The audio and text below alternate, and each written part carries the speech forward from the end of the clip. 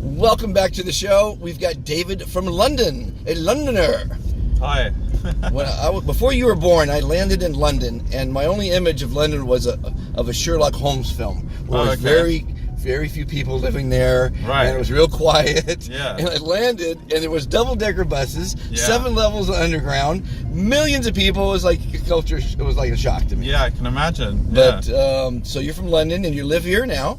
No, I'm just visiting. Oh, you're visiting. Yeah, oh, my goodness. Okay, and you're in technology. Yeah. And you don't believe in being fantastic.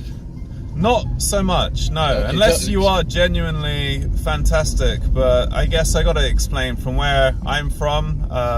If you're good or if you're doing okay, that is probably your equivalent of fantastic. We don't use those kind of words unless it's like an extreme situation, like something different has happened today, and that's why I'm fantastic. Well, that's what happens with Americans too. They got a raise, there's a birthday, something happened, and they're fantastic. But my contention is that I think, therefore I am. So whatever you put in your head, you are.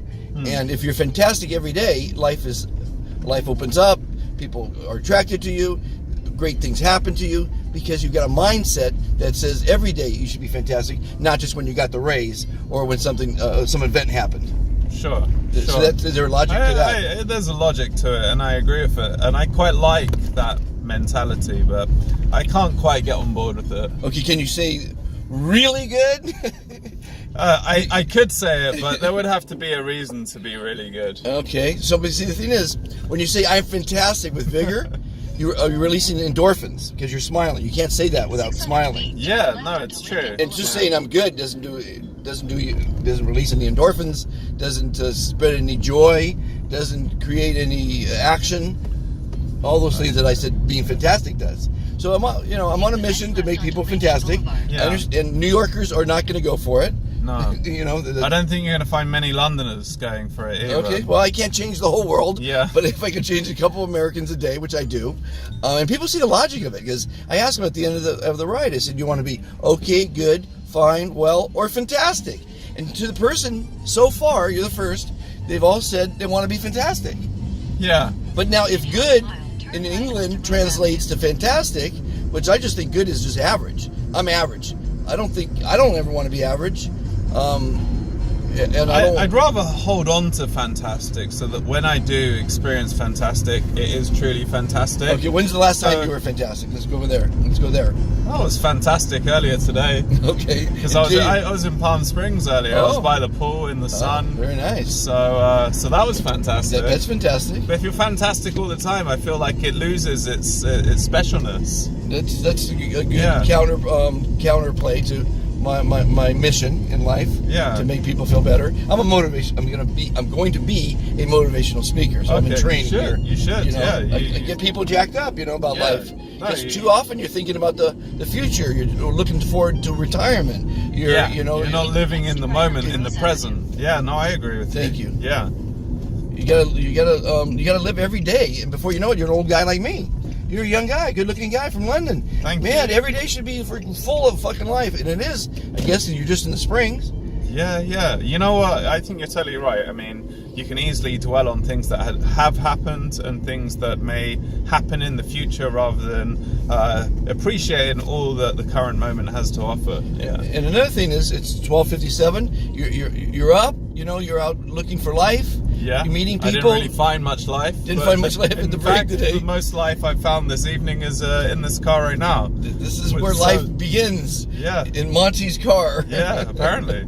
No, but I'm having a ball helping people. I solve problems. Oh, cool. Physical and mental. Really? Oh, yeah. Okay. I'll give you an example, and this is one of my interviews. The girl was graduating from AFI. Okay. And all dolled up. Big day, right? Oh, She's a director. She's graduating. Fantastic. And so she got the gown, everything's going on, and she's freaking out because one of her shoes, the sole was loose. Right. So she's thinking she's going to trip. She grabbed the wrong shoes.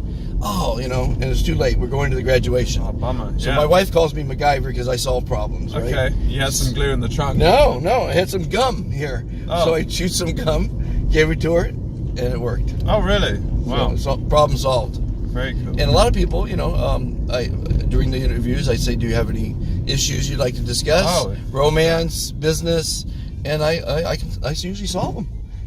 because I've worked in 79 different fields. Really, that's quite a bit. It's quite a bit. Writer, director, producer, contractor. Built silos.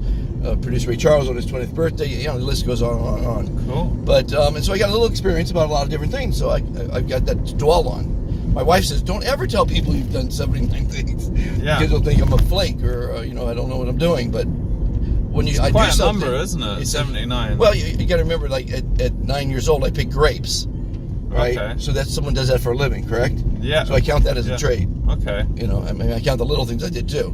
Before that, I sold hot toothpicks in 5th grade. Okay. You know what hot toothpicks are? You put a little cinnamon in a jar with a bunch of toothpicks, shake it up, and you have these. It was all the rage back then. I'll take your word for it. Yeah. Well, it was a long time ago. Yeah. You weren't born yet. But no, I've done lots and lots of things, and I just love whatever I do every day, because every day is all that matters. Every day is a new day. Every day is all that matters. Sure. I'm up at 1 o'clock in the morning. I met a stranger. We're having a great conversation. Yeah. We're sharing it with the world. I think you can learn a lot from new people, strangers if you like. So the fact that you're open to talking to people that you may not know can often bring about good things. So yeah. And it's most people will go down life with blinders. They don't talk to strangers in elevators. They sit on a plane for 8 hours next to someone and don't say hi. Yeah. I think it's just a travesty. But they're in their world. They don't need anyone else in their world. But when you let other people in your world expands. It's true. More things happen. More opportunities. You're not gonna. You as a single guy, you're not gonna go and not talk to pretty girls. Right. The first thing you're gonna do is talk to a pretty. If there was one at the brig tonight. Oh yeah.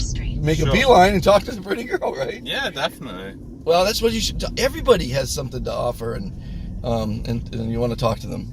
Yeah, I think so. I think, like you said, if you have that kind of positive mentality, then you invite, hopefully, positive things your way. So, yeah. And I like when I meet someone like yourself, I learn something new. And I know now that Londoners, if they're good, they're pretty much fantastic, I guess. Because I did turn around a New Yorker, though. She says, I'm going to be fantastic from now. I'm going to go back to New York and I'm going to be fantastic every day. So I did turn around a New Yorker, which I thought was pretty cool. Yeah. So what you were saying, I'm sorry, I interrupted. No, I was going to say it can work in both directions. So good can equally mean great, but it can also mean that you're not doing so good, but you don't really want to go into it and burden someone with your issues. So good can kind of go backwards a peg or upwards. Well, that's why I say you wouldn't want to tell someone a negative answer. Right. I can't complain. That's or even worse than that, because it's not passing any energy forward. It's about energy. When you say I'm fantastic, you're actually passing energy forward to someone. Yeah. You are, but sometimes that's too much energy. Like, sometimes no, as in not for me, but for some people, back home, if you're like, "How are you?" and you're like, "I'm fantastic," they'll be like, "All right, calm down, mate. I'm just saying hello." So it could be maybe it's too much energy for some people. Well, that's a funny thing, because it's shocking to people here that you're fantastic. There's like, what drug are you on? Yeah. It's called life. But I mean, there's nothing wrong with being fantastic. But I'd like to get different. You got to tell me where we're going here. Oh, I think we passed it. Yeah, I think we passed it. It's just like 30 seconds or whatever. But it's been lovely talking to you. And IT, real quickly, shout out for what you're doing in IT. Anything exciting going on? Nothing too exciting. It's consultancy and how businesses can streamline their workflows to work more efficiently. And, so not saving the world or anything, but it's cool. It's quite fun. Okay, cool. Okay, in parting, say hello to your peeps, and we might be watching this one day. Hi everyone who I may have met or may meet in the future. Hope you're good. Yeah. And how are you? I'm still good. He's still good. Yeah. He's good. And Monty learned something about Londoners today. It's all good. It's all good. Yeah. It's all good. Excellent.